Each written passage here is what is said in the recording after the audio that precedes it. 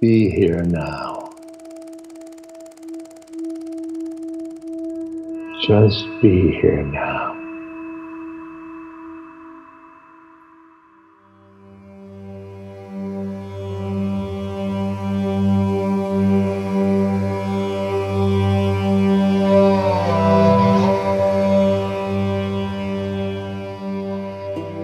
Hey everyone, it's Raghu. I'm back with Ram Dass here and now. And this episode is very interesting. I never heard it. I know. I say to myself, how could that happen? But it did. And this is interesting because it's the style of the talk that he gave, which was all the way back in January 1975, it has him as in his psychologist mode, at least as to get the thing going. And it's around reference groups. I'm going to explain what that is because it'll be good to have a handle on that before one listens to this. But before I go there, I do want to say, this is November of 2021, early November, and I'm about to suggest a phenomenal Christmas present. It's unbelievable. Unbelievable that I would even think of such a thing. But we have a fantastic book coming out this month, Words of Wisdom from Ram Dass, that was put together in a way that it's an easy reference to core teachings, key teachings. Of course, it's done so that it's very short quotes from Ram Dass. Now, some of it's not that short. Some of them are like a couple of paragraphs or more. But I do love the way it was put together so that you can just turn to a section and a topic that needs attention or that you feel could use some attention. So it's one of those books you just have on the coffee table that you can just turn to and even set your day. And so we are now taking pre-orders, which all of this, of course, goes a long way to help support everything that we do.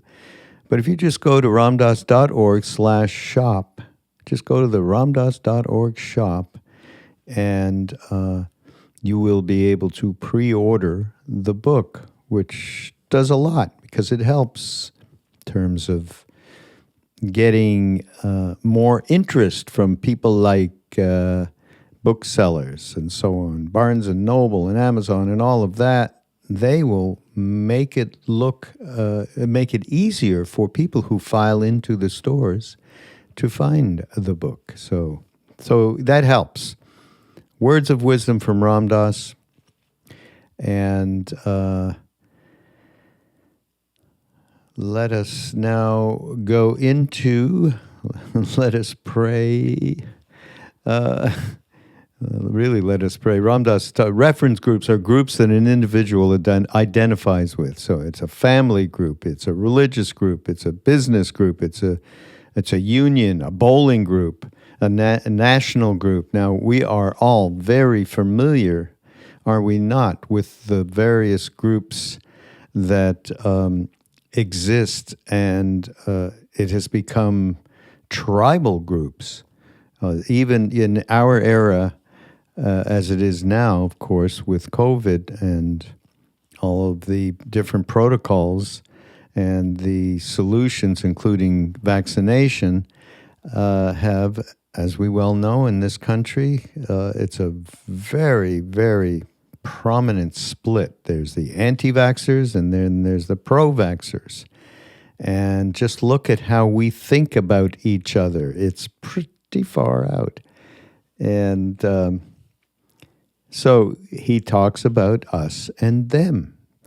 And our us and them, of course, it's so evident. It's like worldwide evident. This is going on everywhere, although I think in the United States there's even a much sharper divide.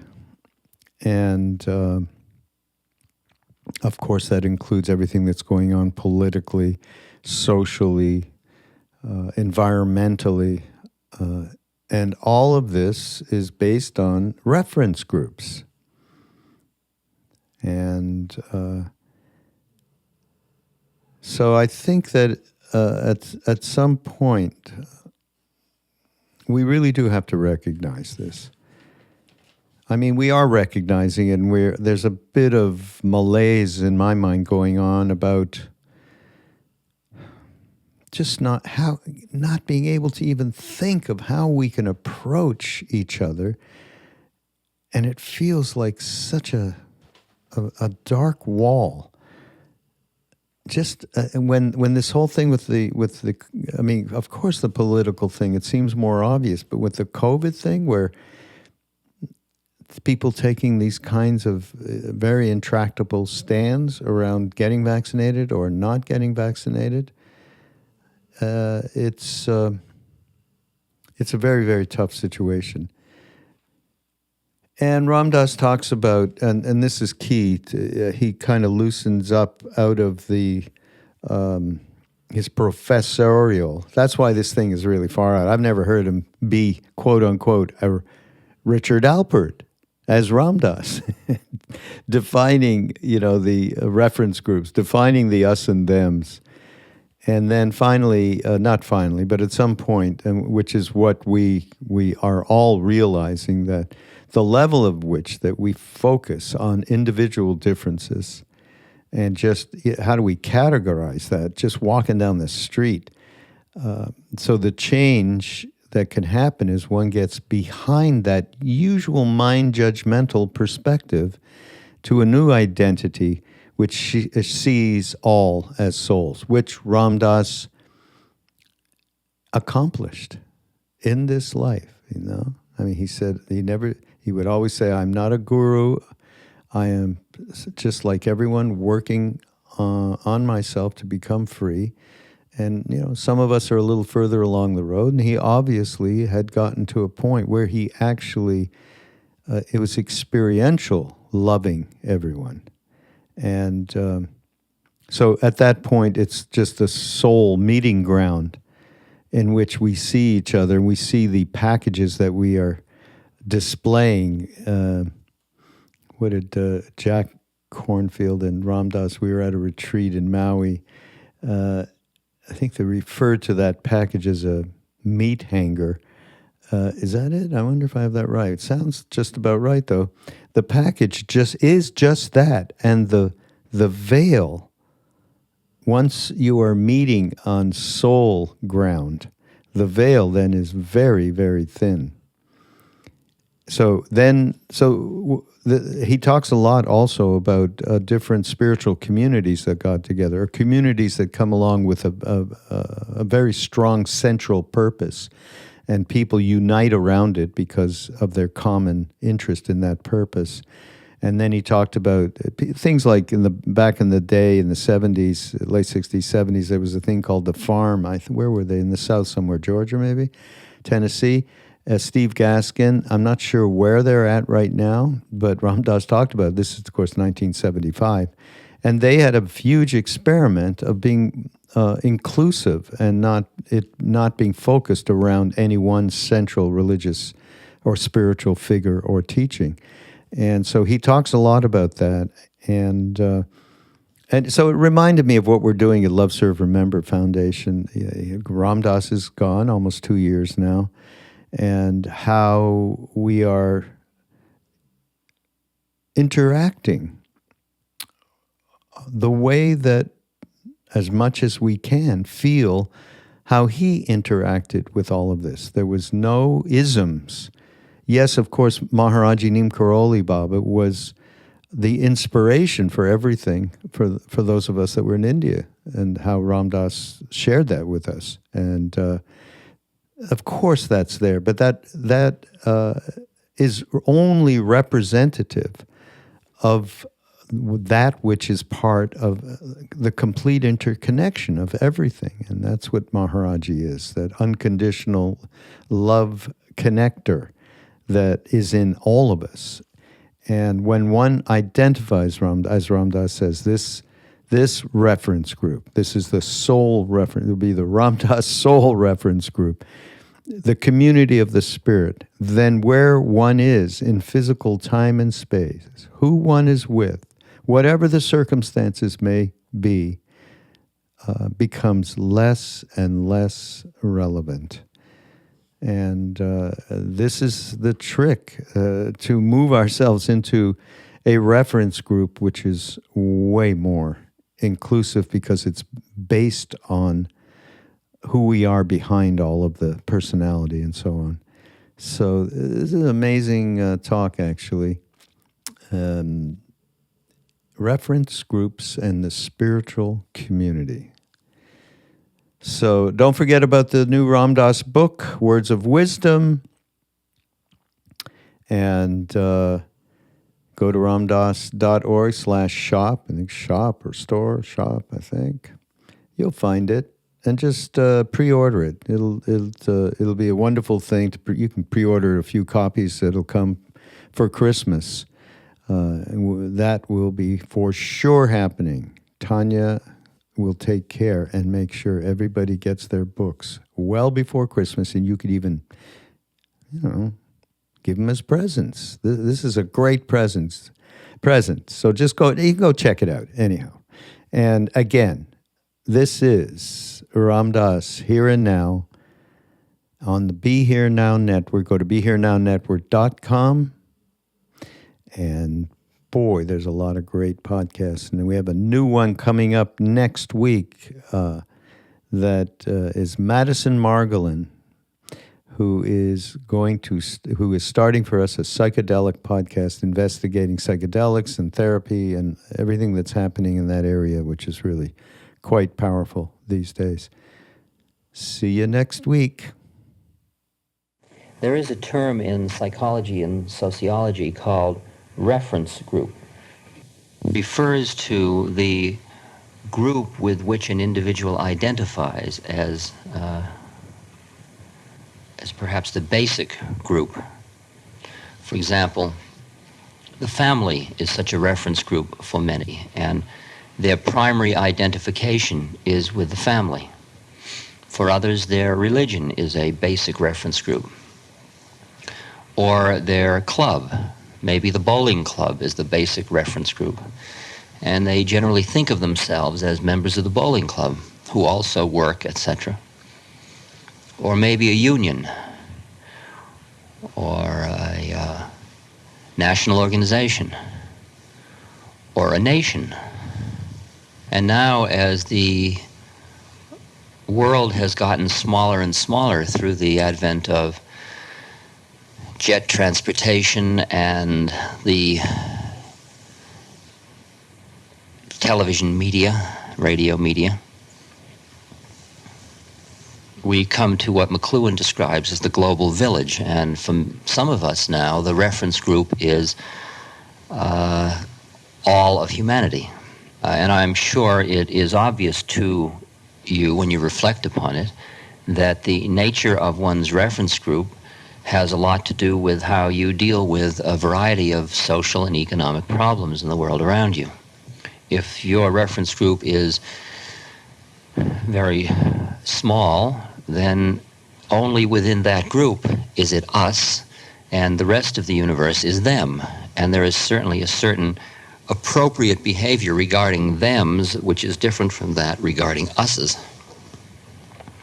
On the other hand, if your reference group includes all of humanity, then there is no them, at least not in the human kingdom, so that it is difficult to impose various economic or moral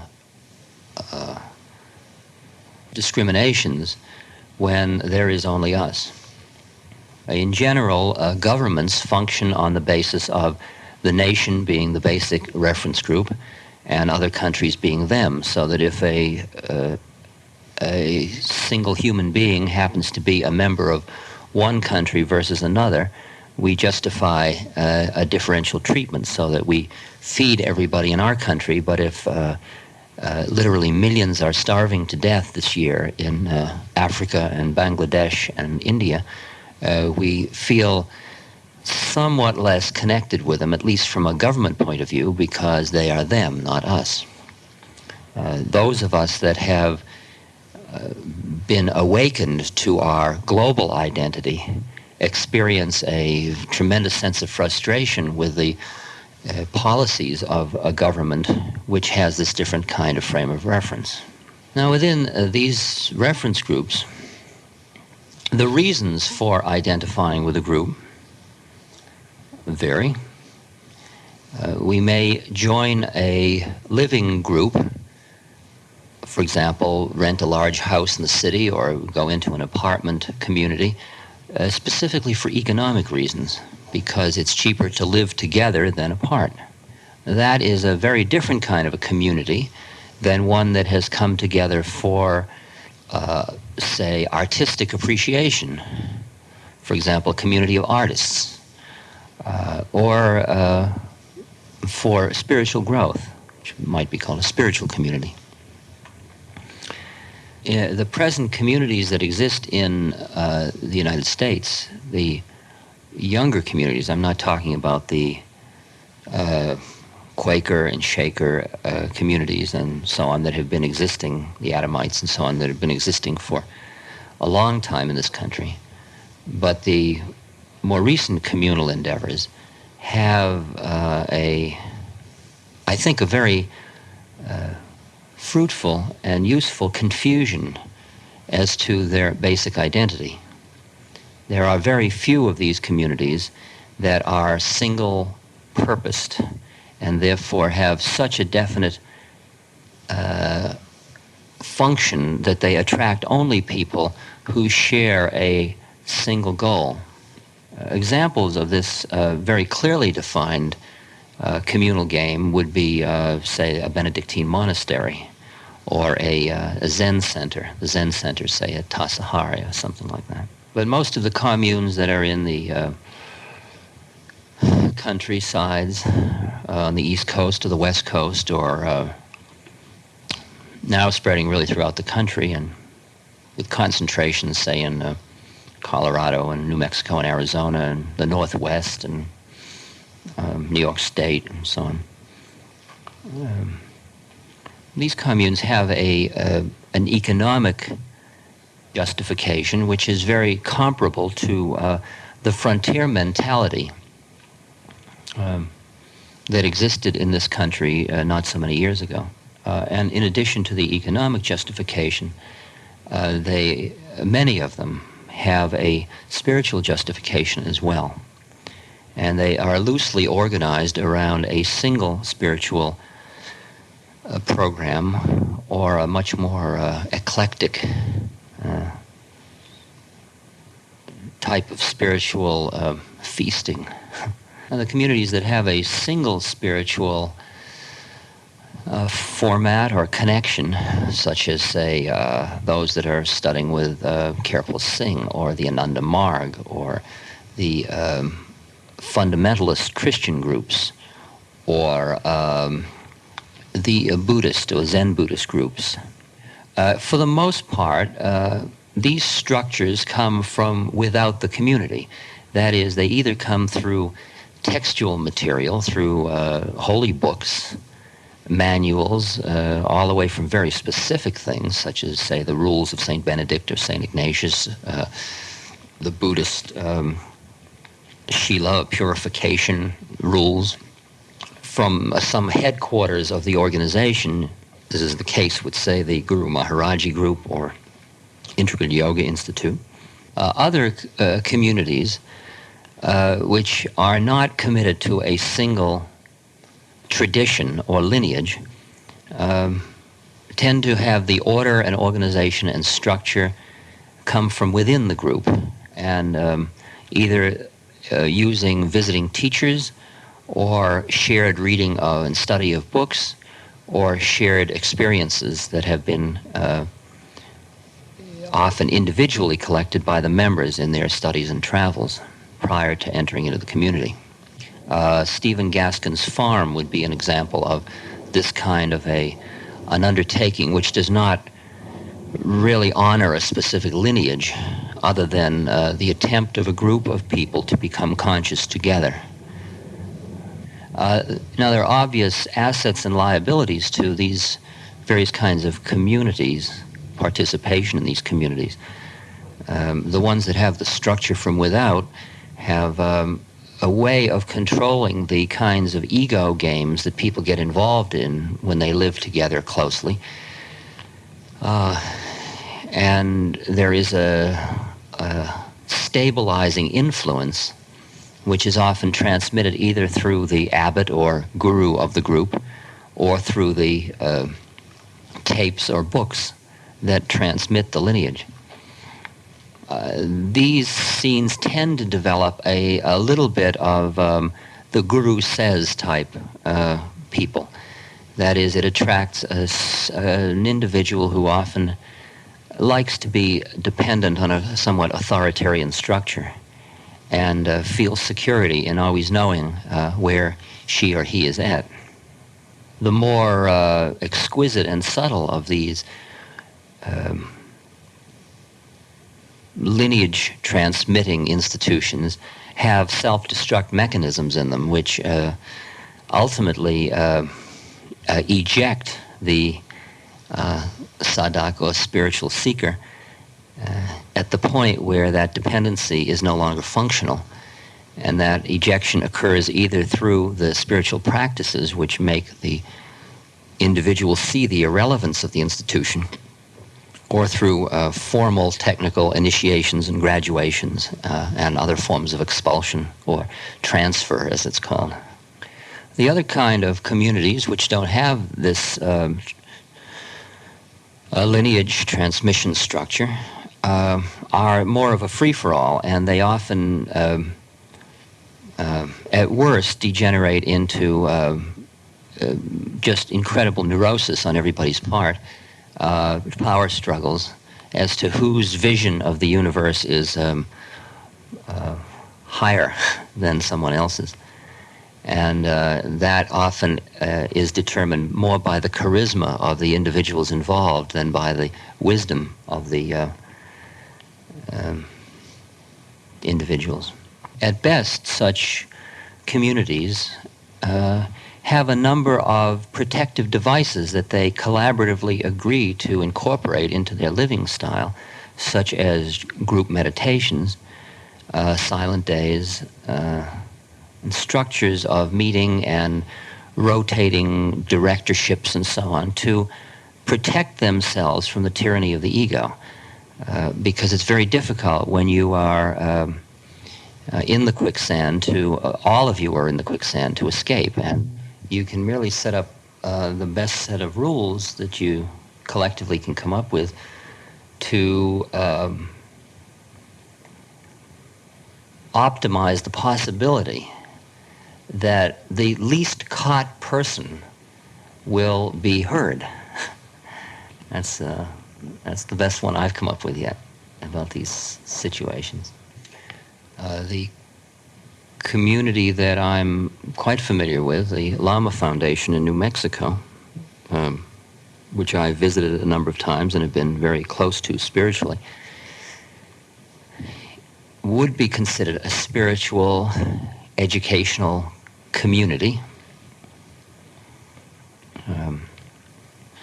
which has its grounding in regular meditations, in bringing in outside spiritual teachers, and in which everybody in the community participates in a intensive program, whether it be Zen Buddhism or Sufi training for a period of a week or 2 weeks or even 3 weeks. In addition, there are hermitages for retreats, and there is a cross-fertilization with a number of other spiritual scenes throughout the world, because the members of the community are encouraged really to go out and participate in various training programs, and then to return and bring that richness to the community. What evolves in such a community is that the individuals that are the more stable members of such a community are attracted differentially to different spiritual groups. So that, for example, at Lama, some of the members are mainly connected with the Native American church, the Taos Pueblo of the Native American church, and they spend a lot of time with the American Indians there.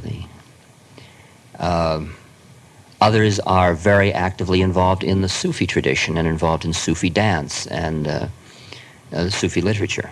Others are students of Chassid, of the Kabbalah, and study with Zalman Schachter, a beautiful Chassid rabbi. Others are very attracted to Zen, and when Sasaki Roshi comes, they consider him their primary teachers. Others are attracted to Tibetan Buddhism and enjoy Chogyam Trungpa Rinpoche as their primary teacher. Haridas Baba,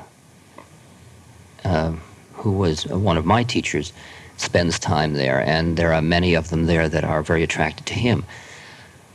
So that even though all of them participate in most of the programs, there are very marked individual differences in which aspects are most meaningful to each individual.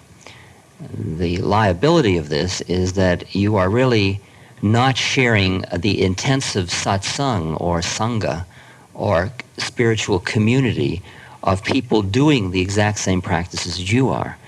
And you have got to have a deeper philosophical connection with the other members of the community to recognize that even though our practices differ, the goal is one.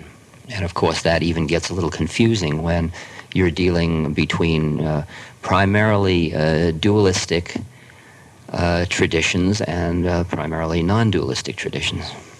The assets of such variety within a single community is that there is a intense cross-fertilization. There is less of an tendency to get stuck in a single method. Often when you go to communities that are very narrow in their practices, you see an awful lot of dry, tight people who seem quite caught in a practice and have lost the frame of reference or framework to give that practice a more profound spiritual meaning. At this point, I could go into the economics of communes because I have been very much interested as a participant and observer in what would be called the alternative culture, the economics of it, and the way in which right livelihood, as the Buddhists call it, has been achieved or not achieved in these communities. And there's quite a difference between city communities and rural communities with this regard. And very few communities are economically stable based on production from within the community. The communities support themselves generally in a variety of ways, ranging from in the old days, it was a common practice that they were pushers. That is less common nowadays. But to crafts, which they market in urban areas or in festivals, publishing. Now, places like Steve Gaskin's farm are developing basic crops, which are paying crops, and that's moving towards a more economic stable base, although I don't think Steve's place is yet economically totally independent of outside help. Some of the communes, especially the communities that are connected with a lineage, earn their livelihood through the transmission of the lineage, through running seminars and training institutes. For example, things like Eureka or Tail of the Tiger or places like that. Of course, the city communities are quite a different matter, and some of the rural ones as well. There, the livelihood often comes through the individuals going out to work at part-time or even full-time jobs. It would be a common practice, say, in a Guru Maharaji ashram in a city for maybe 60-70% of the people, maybe even, in the Kripal Singh, everybody has to work, so everybody would have a job of some sort or another.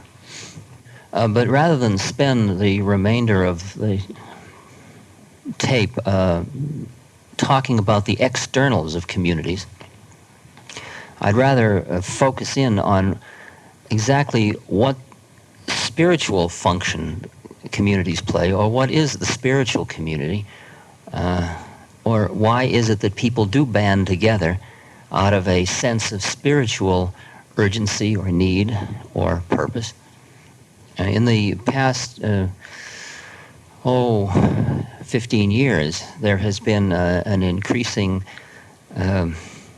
malaise or sort of mild depression in this culture.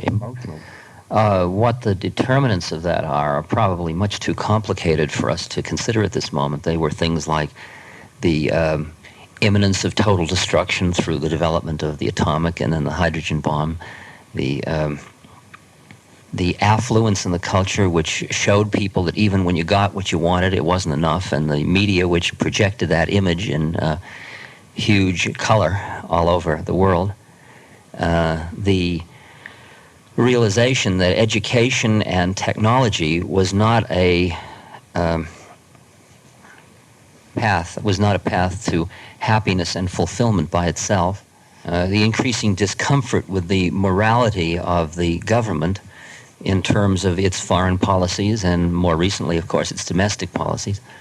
In the early 60s, we had the God is dead, this kind of cynicism that goes along with the hierarchy of the priest class composed of scientists and psychiatrists.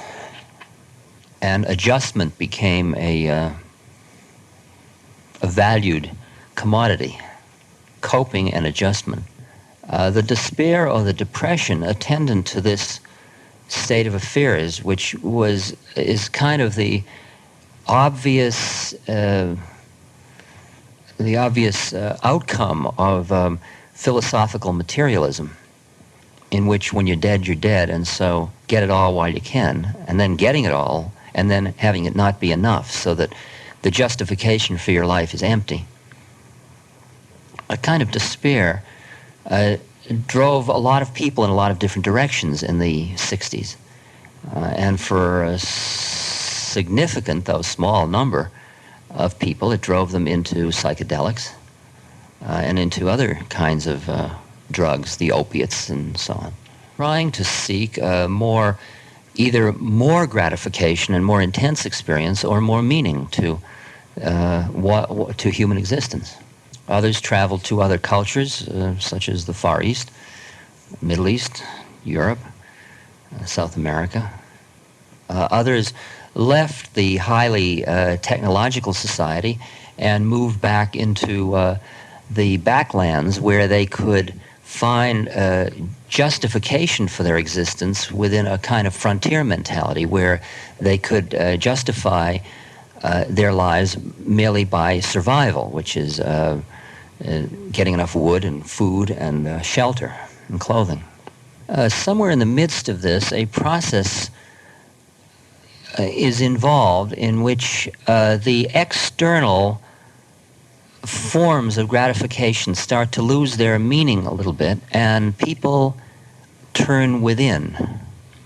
And they start to look at deeper places in themselves, either through despair or through some form of awakening or opening. The literature of the late 60s and early 70s started to abound with concerns for mysticism. In the East, Buddhism, Hinduism, Sufism, Middle East. The Hasid movement has started to come back into flower. Esoteric Christianity has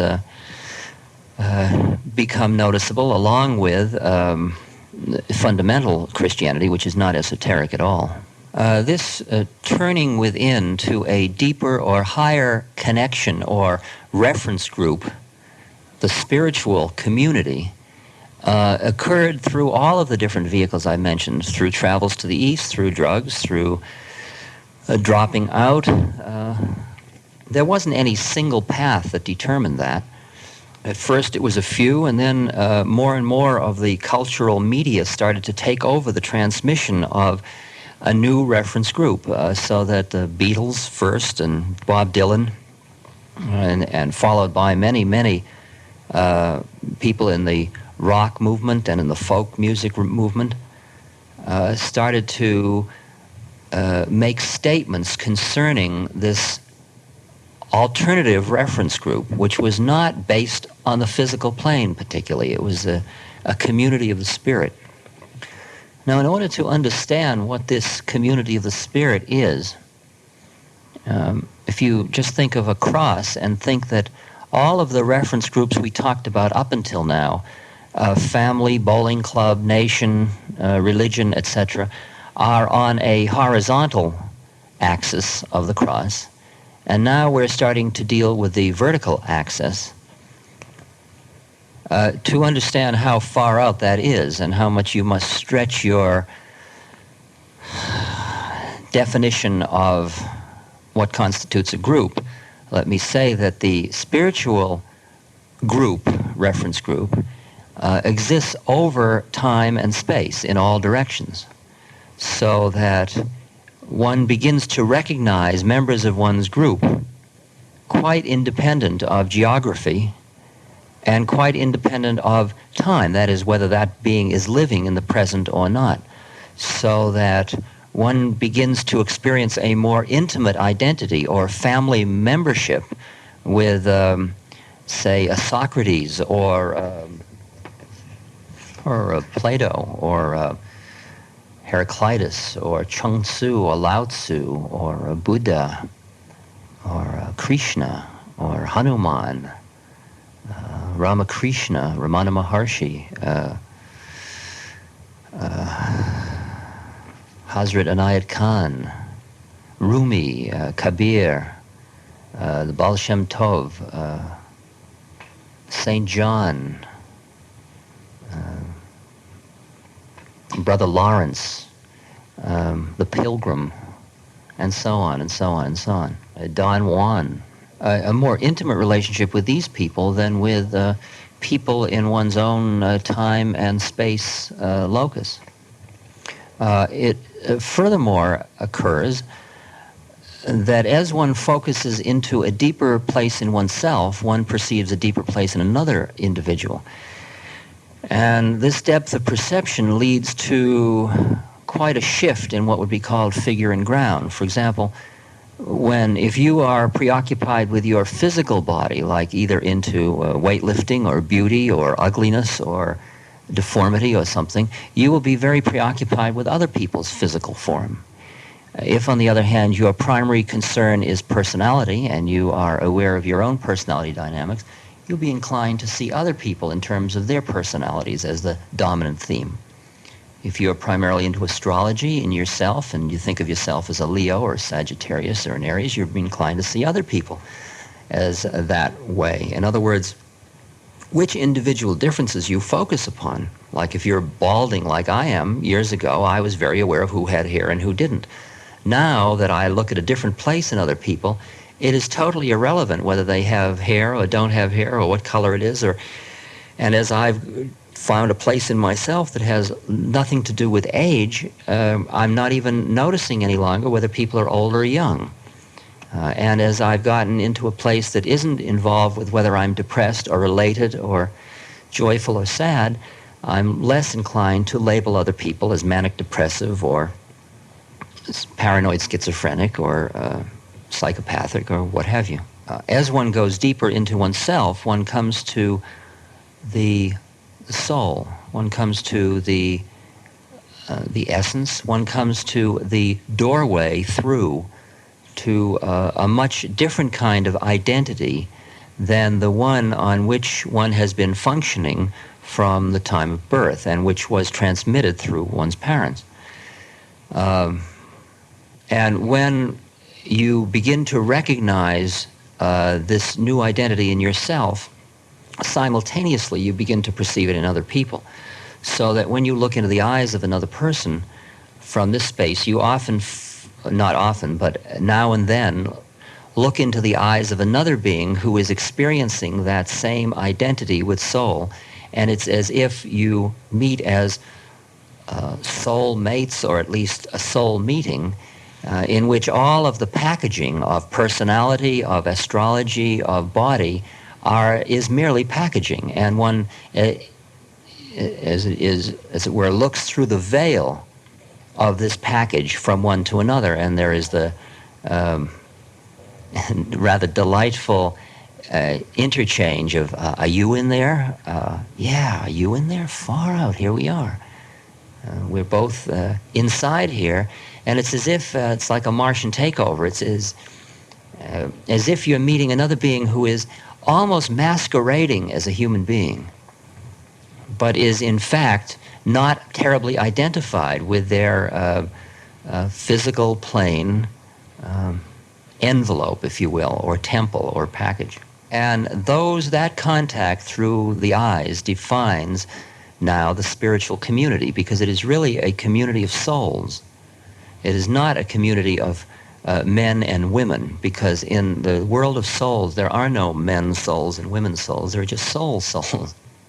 At this point, this discussion gets a little farther out, and for those of you who are not particularly versed in the mystic tradition in any religions or in terms of your own experience, you may find this part of our discussion a little less palatable than what we've had up until now. By the same token that you recognize another individual who identifies with and knows their own soul through eyes, through contact of eyes, so you also know it through listening to their speech or reading their books. And thus, the community of the spirit starts to exist among souls across time and space. And so you will find this incredible intimacy, as if you are sharing an inside joke with somebody like Chuang Tzu or Lao Tzu or Baal Shem Tov or etc., Hazrat Inayat Khan, and on. Jesus, Buddha, Zoroaster, Ramakrishna, Ramana Maharshi. Once one has identified with this particular reference group, that is the community of the spirit, then where one is in physical time and space, who one's living with, what one is doing in terms of livelihood and so on, becomes less and less relevant, because the eggs are no longer totally in the basket of the physical plane. So one does what one needs to do to keep the body temple together, and then one immerses oneself into the spiritual community. The vehicles for entering into the spiritual community are the various forms of what would be called yoga, would be one way of approaching these different paths. And there is the bhakti path, or the path of devotion, prayer, sacrifice. There is jnana yoga, the process of using the mind to beat the mind, and of study. There is the practices of karma yoga, or the offering the fruits of one's efforts up. It's a form of devotion, actually. There is Dhyan yoga, which became Chen and then Zen, which is a technique of concentration, bringing the mind to one-pointedness, along with a certain kind of insight or mindfulness that leads into samadhi, or intense concentration trance states. There is Tantra yoga. There are yogic forms that work with energy, called Kundalini yoga, and so on and so forth. From within this reference group of the spiritual community, one looks out at each individual one meets as more or less conscious of their participation, because one sees the spiritual community as involving at least all of mankind. We'll maybe talk a little more about what else it involves in a moment. And the individual differences one notices revolve around the degree of awakenedness or realization of one's predicament. That is, you look at somebody and see that they are busy identifying with their physical body. Recently, for example, I was visiting a man who has a very advanced stage of cancer. And he's been in extreme pain for maybe 8 months. Such pain that he's preoccupied with the pain. That is his reality. And whether the doctors will give him strong enough medicine and whether he should jump out the window. And he's a professional scientist, trained scientist, in his 60s, I guess. And when I tried to talk to him, it obviously wasn't going to do much to give him another reference group, another reality from which he could view his predicament. So I asked him if I could massage his feet, and as I was doing this, through this other contact, which was totally kinesthetic through the skin, we entered a space together where he started to experience very intense bliss. And he said, "Where is the pain? The pain is all gone." And I said, "No, the pain still exists, but it's at a different reality than the one you're in now. You've just shifted television channels, if you will, and you're in another place." And he said, "This is the first time in 8 months that I've had a moment free of pain." And I said, "Well, that I that had the pain is still around, but this is another part of the I. And this I doesn't have pain. It never had pain, nor will it ever have pain. And now the game is to break the identification that is consuming the one to the reality in which the pain exists, and to develop an identification with this I, which can see the pain, but which is not busy being caught in the experiencing of it. The game ultimately is not to deny the plane in which the pain exists, but to live simultaneously in many planes. That at that moment he was being introduced into the spiritual community, a community of beings who meet, as it were, in a different plane of reality. A few years ago, in the West, the group of people that I would feel most akin to were people between the ages of, say, 12 and 18 or 20, because they were the ones who had the least commitment to the existing cultural structure and were therefore more open to these changes in states of consciousness. Now it seems to have spread, and I find that or maybe I've gotten rid of that expectation. So now I find that people of all ages and all walks of life are available to relating on the domain of the spirit. As one enters into this spiritual community, you can't help but imagine what it would be like were everybody living in such a community. That is, everybody living within the sight of God, everybody living with the living spirit. Because in these conditions, there is no them, and one is so little attached to the physical plane reality that sharing isn't any more discomforting than possessing. In fact, the possession at the expense of another would be quite uncomfortable, not from a guilt or social stigma, but just from a sense of absurdity. To understand the spiritual community is to realize that there is no form that is unique to the spirit. There is no particular action that a free being has to do. There are no rules to the game. But one's appreciation of the spirit makes the meaning of life so profoundly different that there is not an aspect of one's life that is unchanged by this growth. The meaning of every act, from the most apparently trivial to the most profound, is influenced by this new recognition of the deeper reality behind the facade that most of us have thought was what the game was about. For to tune into the flow,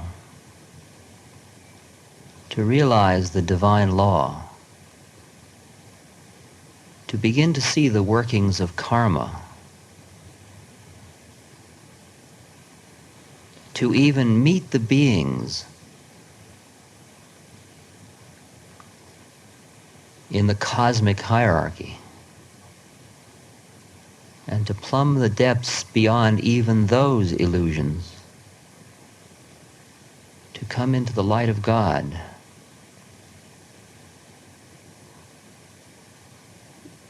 gives a depth of meaning paradoxically mixed with a recognition of the total irrelevancy of the human melodrama.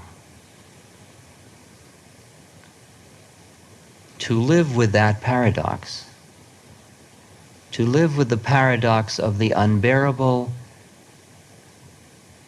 suffering that one now identifies with through one's identification with the human condition, simultaneous with the incredible bliss and ecstasy that comes from being at one with the universe. To live with the one and the two simultaneously.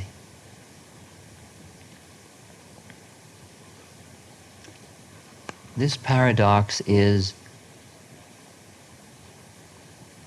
so profound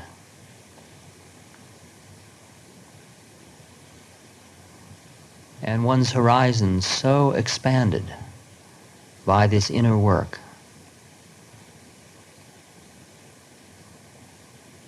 that ultimately one can only fall on one's knees.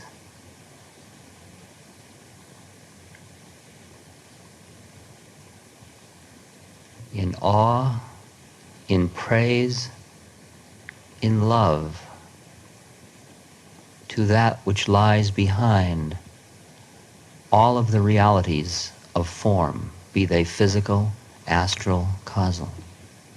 But to be a free member of the spiritual community means not only to look upward into the light, but to look downward as well to the human condition. For if looking up, for if joining the spiritual community makes one insensitive to the physical plane sufferings of our fellow human beings, then we are seeing but an aspect of God. For the caring, for the genuine caring for our fellow beings on this plane, along with remembering to look up. For without that looking up, one merely gets caught in do-gooding and more suffering. It's that combination of looking up and looking down, of being without attachment in the Buddhist pure mind sense, and at the same moment having the total involvement that allows you to share the suffering of Christ on the cross daily anew in all of the suffering of the world around you, with your heart wide open and the full blast of that suffering burning through you. That paradox of attachment and non-attachment, the paradox of heart and mind, it is in the space which transcends all of these paradoxes, which incorporates all of them. It is in that space that we meet as a spiritual community. It's in that space that we come to know ourselves as the true God.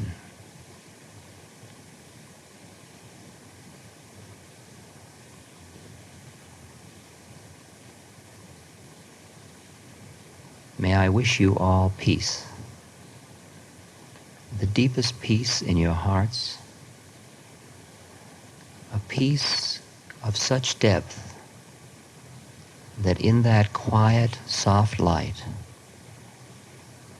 you can begin to hear and to know your own soul, your own divinity, your own membership in the family of God. This podcast is brought to you by the Love Serve Remember Foundation and ramdas.org. We appreciate you listening, and we appreciate all the support that you've given us. Please continue that support and donate at ramdas.org. We can then continue to share what Ram Dass has been sharing for all of these years. Thank you.